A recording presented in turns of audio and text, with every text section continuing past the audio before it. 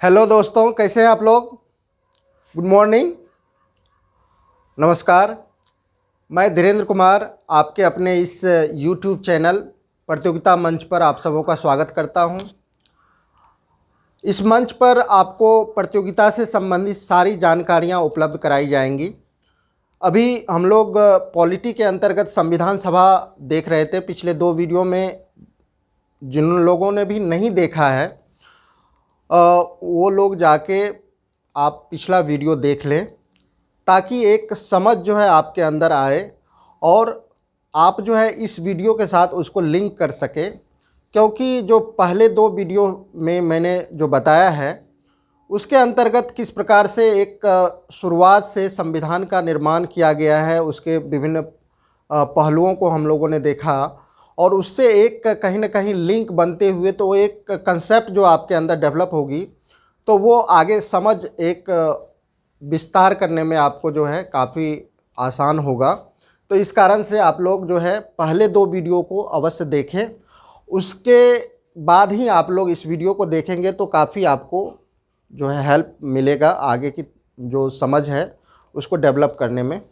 तो सबसे पहले हम लोग देखें, यहाँ तक हम लोगों ने देख लिया था पिछले वीडियो में कि जो भारत अब जो है 2 भागों में बँट चुका है और भारत के 2 भागों में बँटने के पश्चात जो संविधान सभा के कुल सदस्यों की संख्या जो 389 थी, अब जो है वह 299 पे आ चुकी है।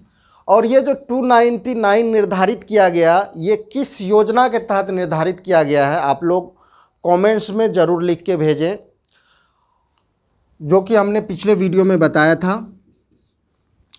अब 299 जो है सदस्य ये निर्धारित किए गए और यहाँ पे जो ये कैबिनेट मिशन योजना के तहत जो 389 निर्धारित किए गए थे, इस 389 में 296 जो थे वो ब्रिटिश भारत से थे और 93 मेंबर जो थे वो देसी रियासत से थे।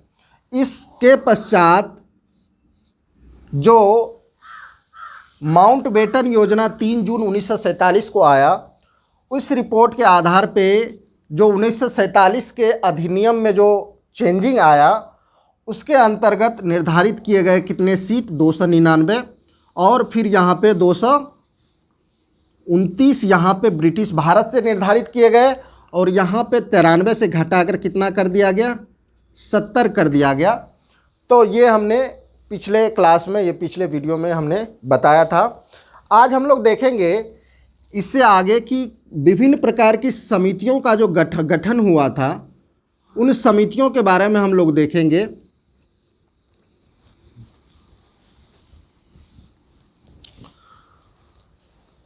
तो सबसे पहले हम लोग देखें कि जो समितियां हैं वह 2 प्रकार की समितियां हैं। पहला है बड़ी समिति और दूसरा है छोटी समिति। तो बड़ी समिति टोटल जो है वो 8 है और छोटी समिति लगभग 15 छोटी समिति है। तो सबसे पहले हम लोग बड़ी समितियां जो जिनका कार्य बहुत ही महत्वपूर्ण था संविधान के निर्माण में, उनके बारे में देखेंगे। तो सबसे पहले हम लोग देखें जो समितियां कितने प्रकार की थी, बड़ी समितियां, उसको हम लोग याद कर लें। तो सबसे पहला आता है, 8 समितियों को हम लोग याद कर लें। सबसे पहला आता है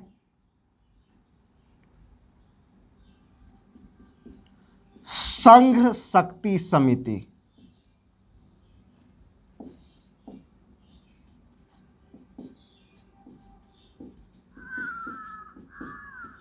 संघ शक्ति समिति, इसके कौन थे अध्यक्ष? इनके अध्यक्ष थे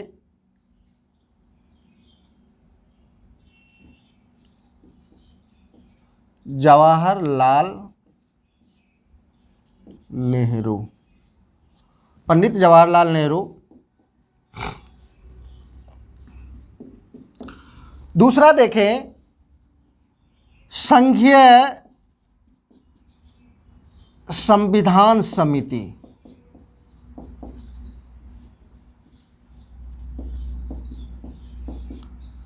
इसके कौन थे?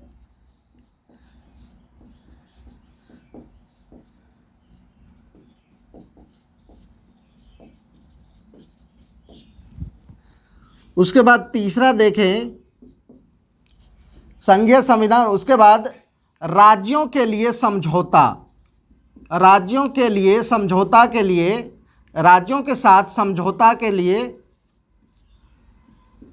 एक समिति बनाई गई थी।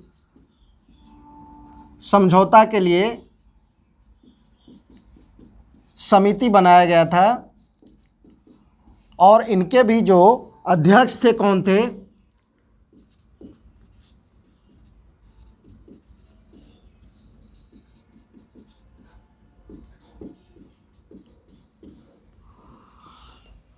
जवाहरलाल नेहरू थे, पंडित जवाहरलाल नेहरू।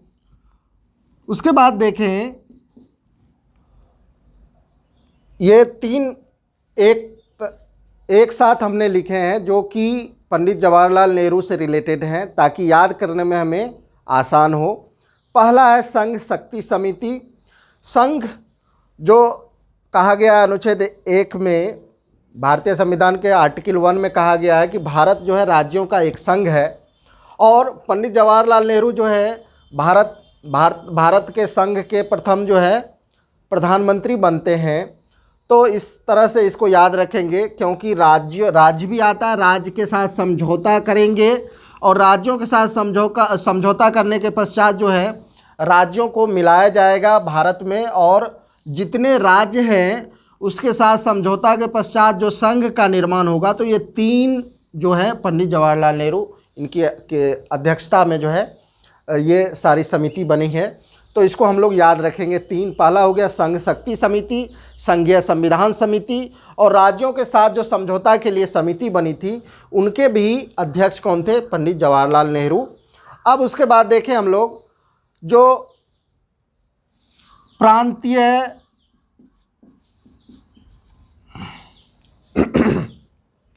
प्रांतीय संविधान समिति,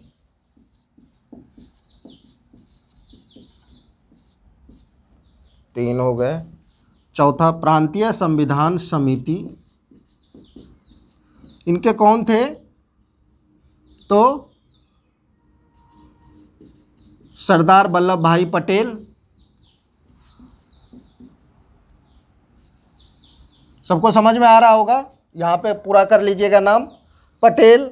उनके बाद प्रांतीय संविधान समिति के पश्चात जो है मौलिक अधिकारों से रिलेटेड एक समिति का गठन किया गया है। मौलिक अधिकारों से संबंधित परामर्श समिति की का गठन किया गया है। उसके भी अध्यक्ष कौन है? तो पटेल हैं, सरदार वल्लभ भाई पटेल। सरदार वल्लभ भाई पटेल के बारे में सब लोग जानते हैं। अभी कुछ दिन पहले ही हाल में ही में जो स्टैचू ऑफ यूनिटी का निर्माण किया गया है, कहाँ किया गया है? तो नर्मदा नदी के किनारे हैं और जो लगभग 182 मीटर है, आई थिंक, देख लीजिएगा, कंफर्म अभी नहीं है। तो शायद 182 मीटर है उसकी हाइट, जो कि वर्ल्ड के सबसे हाईएस्ट जो है उसकी हाइट है स्टैचू की। तो अभी देखें प्रांतीय संविधान समिति जो सरदार वल्लभ भाई पटेल, जिसे भारत का बिस्मार्क भी कहा जाता है, इन्होंने 562 रियासतों को जो है भारत में मिलाया था, एकीकृत किया था। तो इस कारण से इनका जो है इन्हें भारत के बिस्मार्क के नाम से जाना जाता है। तो सरदार वल्लभ भाई पटेल प्रांतीय संविधान समिति के अध्यक्ष थे। उसके बाद मौलिक अधिकार, उसके बाद देखें मौलिक अधिकार एवं अल्पसंख्यक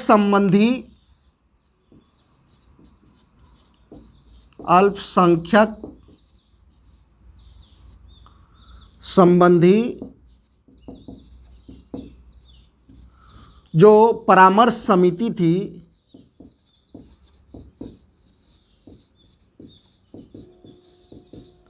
उनके भी अध्यक्ष कौन है? सरदार वल्लभ भाई पटेल।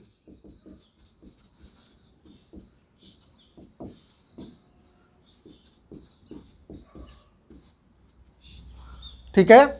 उसके बाद देखें, पांचवा के बाद देखें तो यहाँ पे 3 तो सबको याद हो गया, संघीय शक्ति समिति, संघीय संविधान समिति, राज्यों के साथ समझौता के लिए समिति। तो ये मुख्यतः हो गए 3 जो कि पंडित जवाहरलाल नेहरू से संबंधित है। उसके बाद देखें प्रांतीय संविधान समिति, सरदार वल्लभ भाई पटेल, मौलिक अधिकार एवं अल्पसंख्यक संबंधी परामर्श समिति जो कि सरदार वल्लभ भाई पटेल। उसके बाद देखें जो छठा है, छठा देखें तो मौलिक अधिकार एवं अल्पसंख्यक। उसके बाद अब जो इसके अध्यक्ष बच जाते हैं डॉक्टर राजेंद्र प्रसाद, उनसे संबंधित 2 प्रकार के समिति हैं। तो पहला हो गया संचालन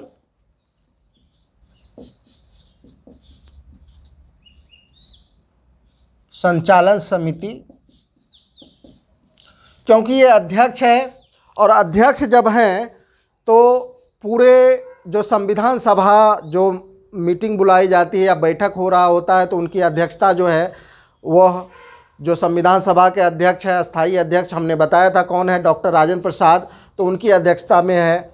तो संचालन करने की जो जिम्मेवारी है वो डॉक्टर राजेंद्र प्रसाद के है। तो इसीलिए संचालन समिति जो बनाई गई थी उनके संचालन के लिए जो समिति थी, समिति के अध्यक्ष कौन थे? डॉक्टर राजेंद्र प्रसाद।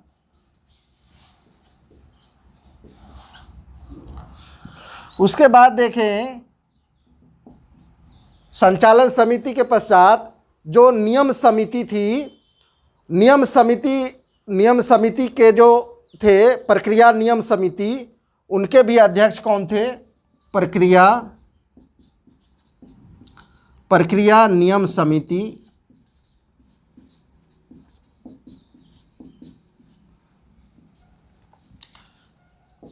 डॉक्टर राजेंद्र प्रसाद। ये 7 हो गए। और जो 8वां है हम लोग बचपन से पढ़ते आ रहे हैं। क्यों पढ़ते आ रहे हैं? क्योंकि वो सबसे महत्वपूर्ण है। क्योंकि जो प्रारूप तैयार किया गया था, प्रारूप किसके द्वारा तैयार किया गया था इसके बारे में अभी चर्चा करेंगे। तो जो प्रारूप समिति है, इस प्रारूप समिति के अध्यक्ष सब लोग जानते हैं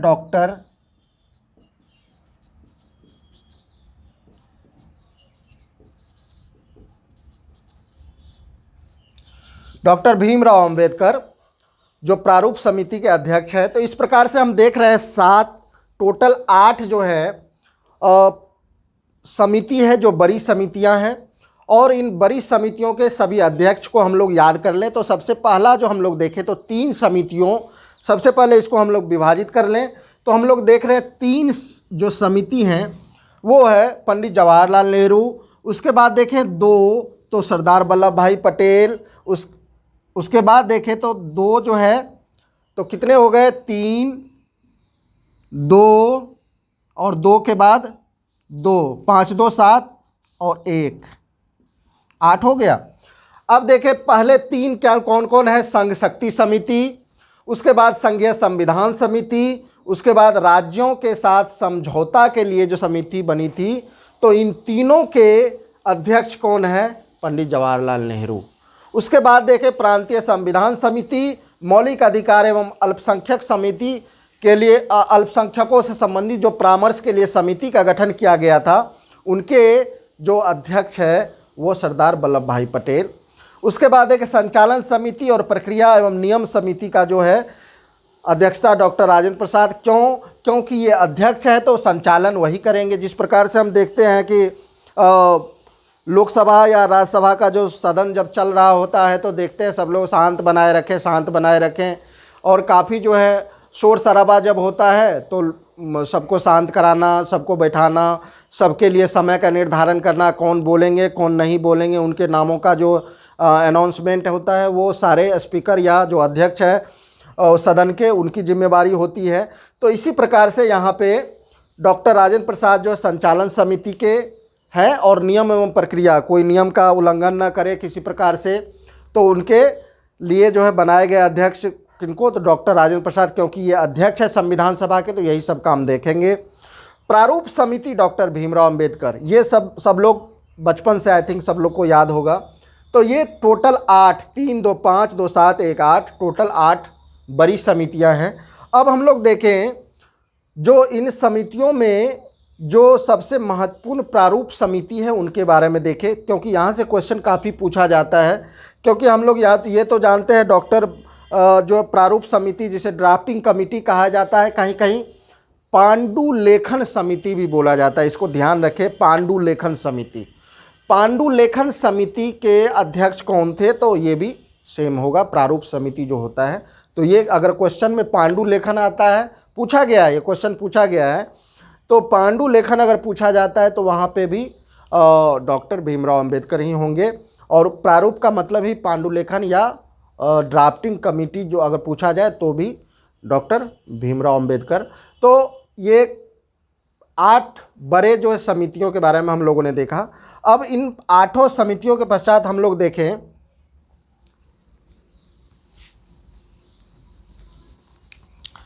कि प्रारूप जो है, संविधान के प्रारूप जो है वो किस प्रकार से किसने तैयार किया था, और जो प्रारूप समिति जो अभी हम देखने जा रहे हैं, ये प्रारूप समिति का कार्य क्या था, प्रारूप समिति ने किस प्रकार से अपनी महत्वपूर्ण भूमिका निभाई, उसको देखेंगे।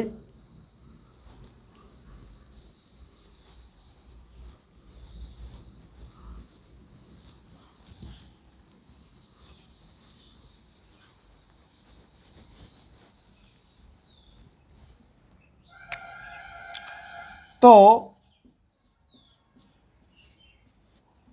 हम लोग देखें प्रारूप या drafting.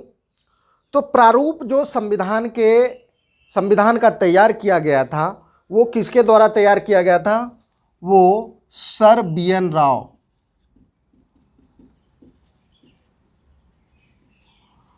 Sir B N. Rao, Benegal Narasimha Rao, ये एक आईसीएस अधिकारी थे जिन्होंने निःशुल्क संविधान निर्माण में अपनी सहायता दी। और ये ICJ, international court of justice, जिसका मुख्यालय जो है नीदरलैंड की राजधानी हेग में है, और उनके 15 सदस्यों में से ये एक थे। उनके 15 सदस्यीय जो जज की टीम थी उनमें से एक थे। उस समय 1946-47 की बात है। 1946 में जब संविधान सभा का गठन हुआ और उसके पश्चात से जब संविधान का निर्माण हुआ, तब तक जो है यह पूरी तरह से संविधान के निर्माण में सहायता करते हैं, और वो भी बिना शुल्क के, निःशुल्क ये अपनी सहायता प्रदान करते हैं। उसके पश्चात सर बी.एन. राव ने जो प्रारूप तैयार किया, संविधान का जो ड्राफ्ट तैयार किए, उस ड्राफ्ट पर विचार के लिए एक समिति का गठन किया गया। इस प्रारूप पर, ये प्रारूप जो तैयार करके दिए थे संविधान का, इस प्रारूप में 243 अनुच्छेद, 243 आर्टिकल और टोटल 13 अनुसूचियां थी।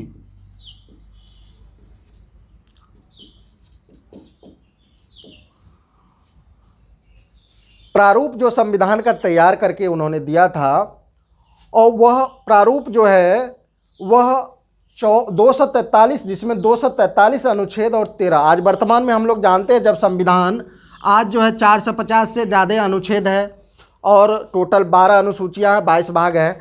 लेकिन जब संविधान का पहला प्रारूप जो तैयार किए थे, किसने तैयार किया था, सर बी.एन. राव ने किया था, और ये संवैधानिक सलाहकार भी थे।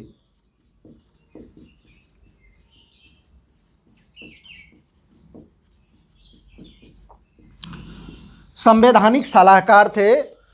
भारतीय संविधान के निर्माण में इनके सलाह मशवरे के बाद जो है कोई, चूँकि ये काफ़ी अनुभवी थे, और पहले ही हमने बताया कि ये कितने बड़े विद्वान थे, जो कि आईसीएस अधिकारी थे, और इंटरनेशनल कोर्ट ऑफ जस्टिस जो है आईसीजे, वहाँ पर ये जज में के पैनल में भी थे। तो ये प्रारूप तैयार करके दिए और उस प्रारूप में 243 अनुच्छेद और 13 अनुसूचियां थी। इसको याद रख लें, क्योंकि एग्ज़ाम में कभी कभी, हालांकि अभी तक ज़्यादा एग्ज़ाम में नहीं पूछा है, लेकिन आगे आने वाले एग्ज़ाम में ये पूछा जा सकता है। अब ये प्रारूप जब तैयार हुआ तो इस प्रारूप पर डिस्कशन के लिए एक समिति का निर्माण किया गया, इसे प्रारूप समिति कहा गया। और इस ड्राफ्टिंग कमेटी के जो अध्यक्ष बनाए गए,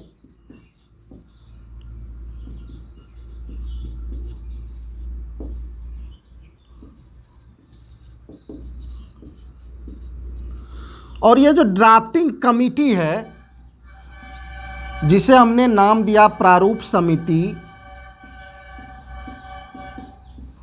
ये प्रारूप समिति का जो गठन हुआ ये 29 अगस्त 1947 को प्रारूप समिति का गठन होता है। और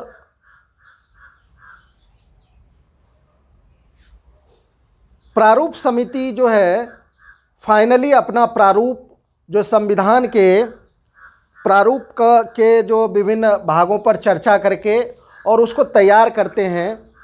तो ये 29 अगस्त को इसकी पहली बैठक होती है 1947 को। प्रारूप समिति की पहली बैठक 29 अगस्त 1947 को। अब हम लोग यहाँ से देखें कि प्रारूप समिति का तो गठन हुआ है, इस समिति के कितने सदस्य थे?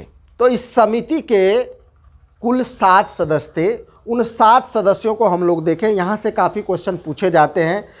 आपको 4 ऑप्शन दिए हुए रहेंगे, पूछे जाएंगे कि इनमें से कौन सदस्य थे प्रारूप समिति के या नहीं थे। तो इस तरह से हम लोग सबसे पहले देख लें प्रारूप समिति में कितने सदस्य थे, और उन सदस्यों को जो है उन सदस्यों का नाम हम लोग याद रखेंगे, ताकि जो क्वेश्चन आएगा तो उस क्वेश्चन को हम लोग सॉल्व कर सकें आसानी से।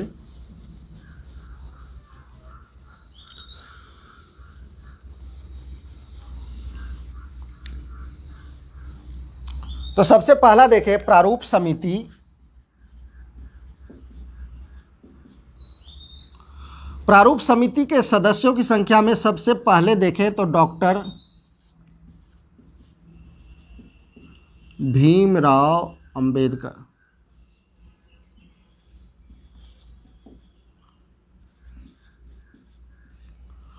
दूसरा व्यक्ति देखें तो डॉक्टर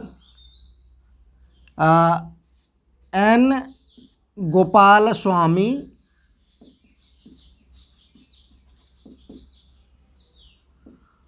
आयंगर, तीसरा देखें तो डॉक्टर एन गोपाल स्वामी आयंगर, और उसके बाद देखें अल्लादी कृष्णा स्वामी अय्यर।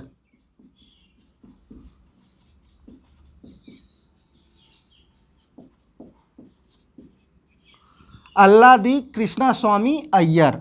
उसके बाद चौथा देखें के एम मुंशी, डॉक्टर के एम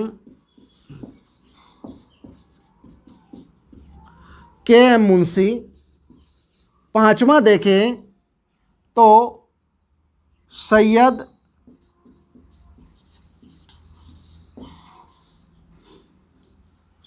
मोहम्मद सादुल्ला। उसके बाद सैयद मोहम्मद सादुल्ला। उसके बाद एन माधवराव।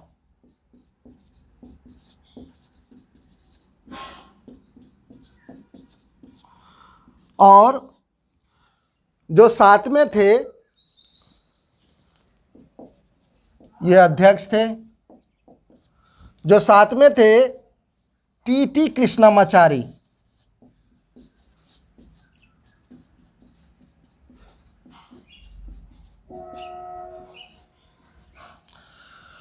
तो ये टोटल 7 प्रारूप समिति के सदस्य थे।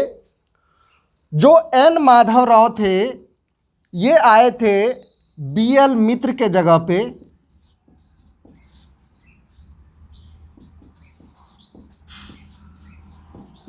बीएल मित्र ने स्वास्थ्य कारणों से इस्तीफा दे दिया था, जिनके जगह पर एन माधव राव प्रारूप समिति में के सदस्य बने। उसके बाद टीटी कृष्णमाचारी जो है 1948, ठीक ना, 1948 में जो डीपी खेतान, ठीक ना, डीपी खेतान, डीपी खेतान के मृत्यु के पश्चात जो है, इनके मृत्यु के पश्चात ये सदस्य बनते हैं टीटी कृष्णमाचारी।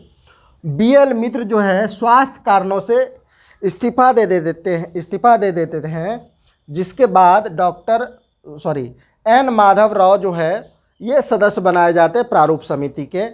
तो यहाँ से क्वेश्चन पूछा गया है 2-3 बार कि प्रारूप समिति के कौन से सदस्य स्वास्थ्य कारणों से इस्तीफा देने के पश्चात जो है प्रारूप समिति में चुने गए। तो ये इस प्रकार से, और उन्हें डीपी खेतान की मृत्यु के पश्चात जो है टीटी कृष्णमाचारी को इनके सदस्य बनाए गए। तो ये 7 सदस्य, इनको याद कैसे करें, तो इनके याद करने का तरीका 3A। सबसे पहला हो गया अंबेडकर, आयंगर, अय्यर। आयंगर 3A, यहाँ पे A फॉर अंबेडकर यानी डॉक्टर भीमराव अंबेडकर। उसके पश्चात आयंगर, एन गोपाल स्वामी आयंगर। उसके बाद अल्लादी कृष्णा स्वामी अय्यर, और उसके बाद डॉक्टर KM मुंशी, सैयद मोहम्मद सादुल्ला, और उसके बाद एन माधव राव और टीटी कृष्णमाचारी। ये टोटल 7 व्यक्ति हैं। इसको अगर 2-3 बार आप लोग रिपीट करेंगे तो पूरी तरह से याद हो जाएगा और यहाँ से क्वेश्चन पूछा जाता है। प्रारूप समिति की सबसे पहली बैठक जो हुई वो हमने बताया अभी 29 अगस्त जो है 47 को, और इसकी जो 29 अगस्त 1947 को इसकी पहली बैठक होती है, और 4 नवंबर 1948 को इसकी बैठक अंतिम होती है। ये इन्होंने अपना प्रारूप जो है बनाकर सबसे पहले जो है 4 नवंबर में जो है इस पे प्रथम वाचन, टोटल प्रारूप समिति पे 114 दिन चर्चा होता है। प्रारूप जो बन के तैयार हुआ तो उस प्रारूप पे 114 दिन जो है चर्चा हुई, और इस पे जो है बहुत सारे अमेंड किए गए, बहुत सारे प्रस्ताव लाए गए इसके प्रारूप पे डिस्कशन के पश्चात, और जो इसके फाइनली जो संविधान बनकर तैयार हुआ उस पर जो है टोटल जो 299 सदस्य थे, जो 26 नवंबर 1949 को देखें तो जब प्रारूप हमारा बनकर तैयार हुआ तो अंतिम जो इस पे चर्चा हुई वो तीसरी चर्चा थी, जो कि 14 नवंबर 1949 से 26 नवंबर 1949, 14 नवंबर 1949 से 26 नवंबर 1949 ये अंतिम थर्ड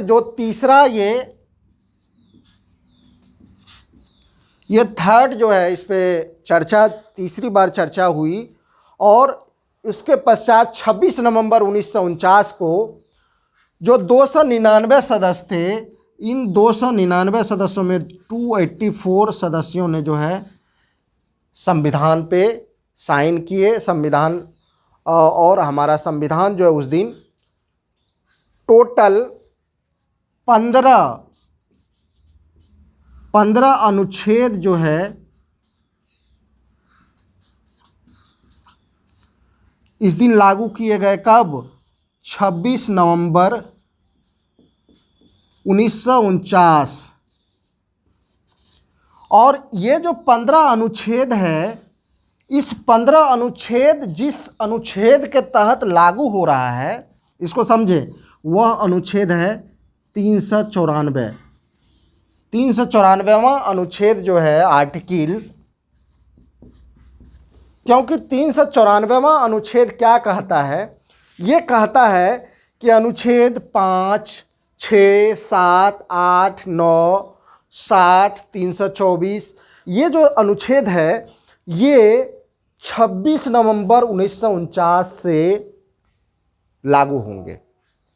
इस बात को समझिए, ये 15 अनुच्छेदों के बारे में लिखा हुआ है जो नागरिकता से संबंधित है। चूँकि हम जान रहे हैं नागरिकता जो है वह 5 से 11 तक है, तो 5 से 9 तक जो है इस दिन लागू हो गए थे। 60 जो राष्ट्रपति से संबंधित है वो लागू हो गए थे। और उसके बाद 324 किससे रिलेटेड है, तो निर्वाचन आयोग से वह लागू हो गया। तो इस तरह से टोटल 15 अनुच्छेद लागू हुए और जो लागू कराया आर्टिकल, वह आर्टिकल था 394वां। 394वां में क्या कहा गया है, इसमें कहा गया है कि 26 नवंबर 1949 को ये अनुच्छेद जो है आज से प्रभावी होंगे। जो 15 अनुच्छेद के बारे में जो हमने संक्षेप में बताया, तो वो अब इसके बारे में पूरी तरह से हम लोग जान लें कि आप जो बड़ी समितियां थी कुल 8, उसके बारे में हम लोगों ने डिस्कस किया। प्रारूप समिति जो थे उसके हम लोग उसके बारे में चर्चा किए। किस प्रकार से प्रारूप किसने बनाया, तो प्रारूप बनाया था सर BN राव ने। और जो प्रारूप बन के तैयार हुए थे उसमें कितने अनुच्छेद थे, कितने अनुसूचियां थी, उसके बाद 243 और 13 अनुसूचियां।